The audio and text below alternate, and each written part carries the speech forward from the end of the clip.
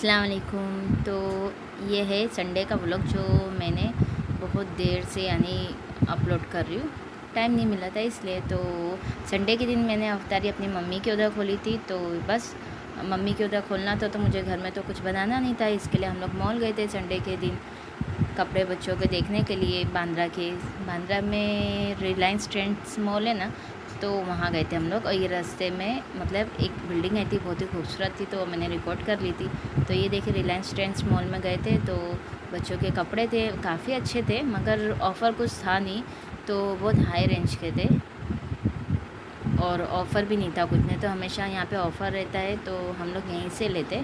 और ये बार उन लोग ने कुछ ऑफ़र तो लगाए नहीं थे, बस ऐसे ही था। और मतलब ज़्यादातर सिंपल ही सिंपल थे, ऐसे ईद में पहनने के जैसे कपड़े ऐसे मुझे ख़ास लगे नहीं। तो बस ये जो मैं आपको दिखा रही बस इसी तरह से सिंपल सिंपल गर्ल्स के भी थे और बॉयज़ के भी थे। टी शर्ट्स, फ्रॉक्स, शॉर्ट्स, सब ये सब देखिए अच्छे थे, रेंज भी अच्छी थी, सिंपल था। तो ये था टोटल 899 का था शायद, और ये 599 का। ये भी अच्छा था, सिर्फ टी शर्ट ही थे, उसके साथ नीचे के शॉर्ट्स अलग से लेना पड़ता। तो टोटल मतलब 1000 के रेंज के हो जाते थे। तो फिर भी मगर मुझे यहाँ पे कुछ जमा नहीं, तो सिंपल सा एकदम लगा था। तो हम लोग बस कुछ लिए नहीं, देख के फिर आ गए थे।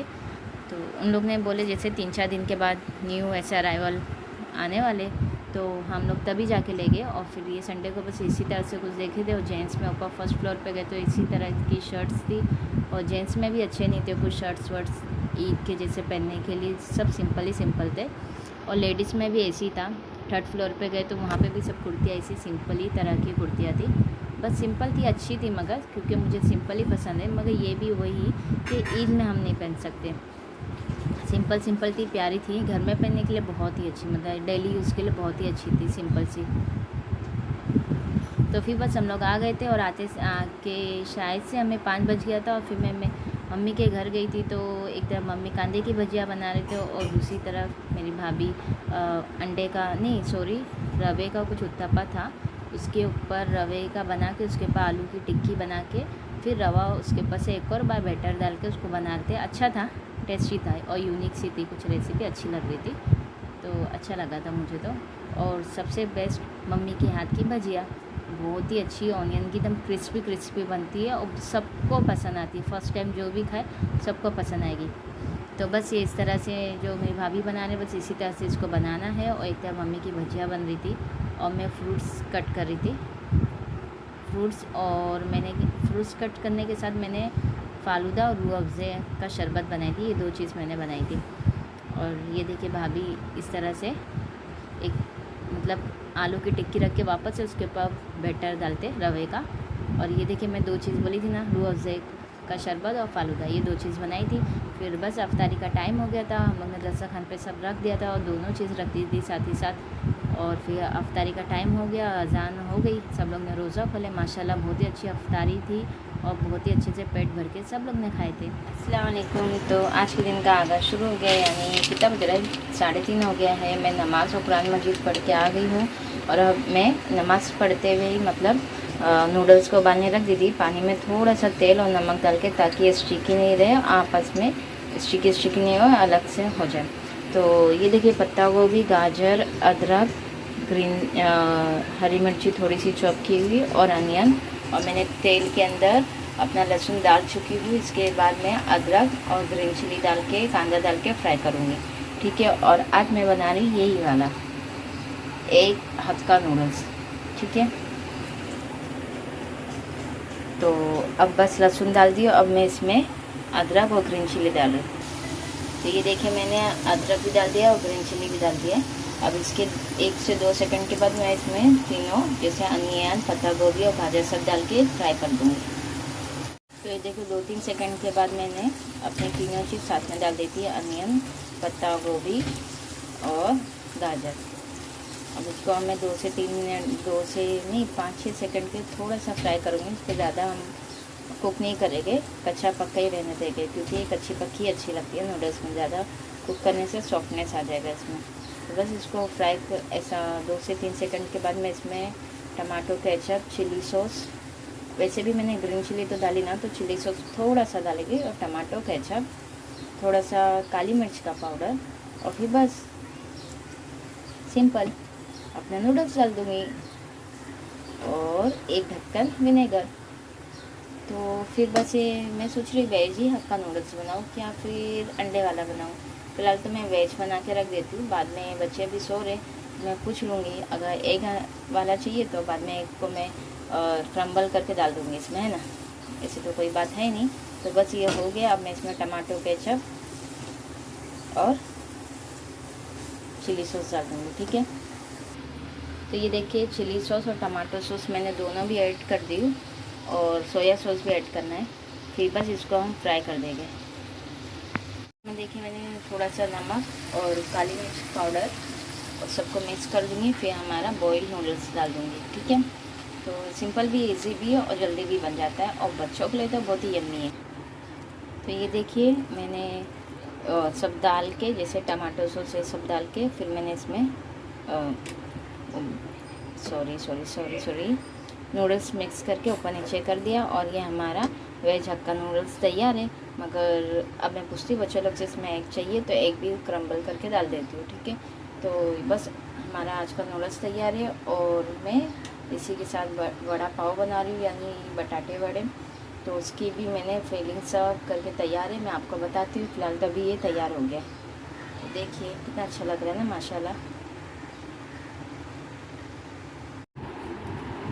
तो देखिए मैंने अंडा बोली थी ना, तो अंडा भी डाल दे रही क्रम्बल करके थोड़ा सा।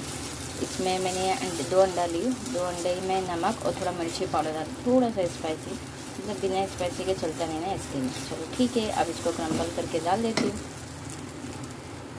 तो देखिए ये हमारा वेज नहीं, एग हक्का नूडल्स जिस तरह से पैकेट में लिखा है, एक लॉन्ग है, लॉन्ग है, मस्त है, बहुत ही अच्छा है ये वाला noodle. Egg hakka noodle for quick Chinese.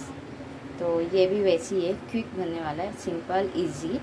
और लॉन्ग तो बहुत ही है और एकदम मतलब कि एकदम थिन से, एकदम पतला सी, मोटा वाला नूडल्स नहीं है, बहुत ही अच्छा है। और साथ ही ये एग को क्रम्बल करके ऊपर डाल दी हूँ मैं। तो अब ये एक रेडी हो गया अफ्तारी का मेरा।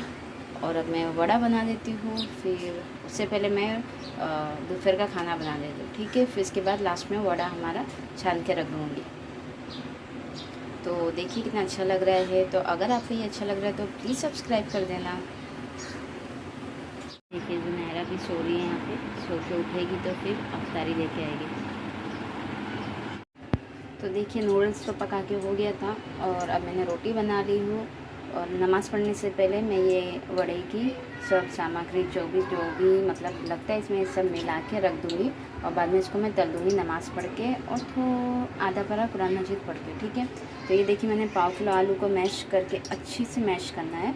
इसमें तेल, कढ़ाई में 1 चम्मच तेल में राई जाएगा और 1 कांदा चॉप किया हुआ और 6-7 हरी मिर्ची चॉप की हुई और थोड़ी सी हल्दी और नमक आपके हिसाब से, ठीक है। तो चलिए अब हम वड़ा बनाना शुरू करते हैं। देखिए मैंने राई डाल दी 1 चम्मच भर के और राई फटने मतलब खुदकने लगे, फड़फड़ाने मतलब जो भी कुछ भी। तो ये राई होने लगे, देखिए तड़ की आवाज़ आ रही है। अब इसमें चॉप किया अनियन और मिर्ची डालेंगे हम। तो ये हमने अनियन और हरी मिर्ची डाल दिया है। अब इसमें 1 चम्मच हल्दी पाउडर डाल के और मैश किया हुआ आलू डाल के मिक्स कर देंगे। तो ये देखिए हमने 1 चम्मच हल्दी और नमक आपके हिसाब से डाल देना, ज़रूरत के हिसाब से, ज़्यादा नहीं। तो अब हम इसको मिक्स करेंगे। और हाँ 1 चम्मच हींग पाउडर भी डालना, तो खुशबू अच्छी आती है और टेस्ट भी अच्छा आता है। तो मैंने हींग जब डाली थी तो रिकॉर्ड करना भूल गई थी, ठीक है। तो आप इसमें हींग भी डालना और ये अच्छे से मिक्स हो गया है। और कड़ी पत्ता भी जाना चाहिए, कड़ी पत्ता और कोतमीर तो है मेरे पास, हरा धनिया, मगर कड़ी पत्ता नहीं है। तो इसके लिए आप इसमें कड़ी पत्ता ज़रूर ऐड करना। बटाटे वड़े में कड़ी पत्ता जब आते हैं ना मुँह में क्रिस्पी सा, तो बहुत ही अच्छा लगता है। तो अब बस हम इसमें मैश किया हुआ आलू डाल देंगे। तो ये देखिए मैंने कोरिएंडर धो के डाल दिया है और अब इसको मिक्स करके अब इसके वड़े बना के रख दूँगी और फिर नमाज़ पढ़ने के बाद इसको हम तलेंगे। तो बस रेडी है वड़ा भी और नूडल्स भी और हमारा दोपहर में जो खाना बनाई थी वो भी। एक्चुअली मैंने रोटी ही बनाई हुई, सब्ज़ी को समझ में नहीं आ रही थी तो बस मैंने रोटी बना दी। सब्ज़ी देखते क्या बनाना है।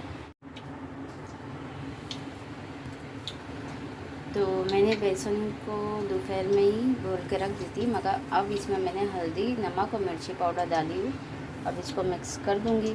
और मैं तो आपको हमेशा बोलती हूँ कि हमको जब भी बेसन की कोई चीज़ बनाना हो तो उसको हम पहले ही फेंट के रख दें, ताकि वो मतलब अच्छा हो जाता है, फ्लफ़ी सा कुछ भी तलो एकदम अच्छा सा बैटर बन जाता है। ठीक है, इसमें थोड़ा पानी की ज़रूरत है, हम पानी डाल के इसको मिक्स कर दें।